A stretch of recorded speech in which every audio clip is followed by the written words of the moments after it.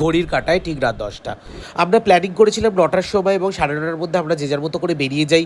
আর আমরা অনেক দিন মিট করিনি, আর আমার শরীরটা প্রচণ্ড খারাপ ছিল, আমারও একটু স্পাইসি খেতে ইচ্ছা করছিল। তো আমরা ভাবলাম যে আজকে আমাদের বেরোনোটা একদম ঠিকঠাক হবে, কারণ আমারও একটু স্পাইসি খেতে ইচ্ছা হচ্ছে। তো আমরা রাত 10টার সময় যখন অ্যাবসলিউট বারবিকিউতে যাই, তখন গিয়ে শুনি যে 11টা 15-র মধ্যে আমাদের বাফেট কমপ্লিট করতে হবে। তো 11টা 15 মানে 1 ঘন্টা 15 মিনিটের মধ্যে আমাদের বাফেট কমপ্লিট করা কোনোভাবেই পসিবল না। আর খাবারগুলো দেখে ভক্তিও আসছিল না, কারণ শেষের দিকে চলে গেছিলো। তো আমরা হাটারিতে চলে যাই। তো অ্যাজ ইউজুয়াল আমরা গিয়ে যেটা করি, সেটা সবাই ফোন নিয়ে বসে পড়ি, যেটা আমরা সব জায়গাতেই করি। আমরা গল্প কম করি, ফোনটাই দেখি। তো এটা আমরা বাড়িতেও করতে পারি। যাই হোক, আমার এইসব জানার কোনো দরকার নেই। আমার খাবারটা নিয়ে কথা, সেটা হচ্ছে তারপরে যাওয়ার পরে আমাদের প্রথমেই দেওয়া হয়েছিল ললিপপ, যেটা আমার অলওয়েজ ফেভারিট, সবসময়ের জন্যই আমার ভালো লাগে। তারপরেই নিয়ে নেওয়া হয়েছিল চিলি ফিশ। তো চিলি ফিশটাও ভীষণ ভালো ছিল।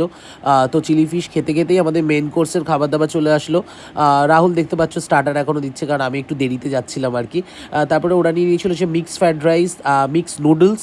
আমি নিয়ে নিয়েছিলাম এগ চিকেন শেজওয়ান নুডলস, কারণ আমার স্পাইসি খেতে ভালো লাগে সবসময়, জন্য জ্বর মুখে একটু ভালোও লাগছিলো। আর তার সাথে একটা চিকেনের ডিশ, সেটা কি চিকেন ছিল মনে নেই আমার। যাই হোক, তো কোল্ড ড্রিঙ্কস তো নিয়ে নেওয়াই হয়েছিল। তো ব্লগটা কেমন লাগলো প্লিজ কমেন্টে জানিও। তারপর আমরা সেলফি তুলে চলে আসি। টাটা।